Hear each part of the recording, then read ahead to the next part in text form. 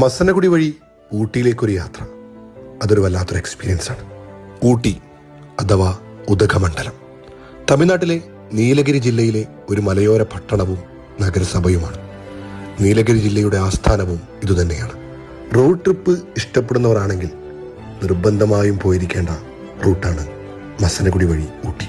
മസനഗുഡിയിൽ നിന്ന് ഏകദേശം 30 കിലോമീറ്റർ സഞ്ചരിച്ചാൽ 36 ഹെയർപിൻ പിന്നിട്ട് കല്ലട്ടിച്ചുരം വഴി നമുക്ക് ക്യൂൻ ഓഫ് ഹിൽ സ്റ്റേഷൻ എന്നറിയപ്പെടുന്ന ഊട്ടിയിൽ എത്തിച്ചേരാൻ പറ്റും. കേരളത്തിൽ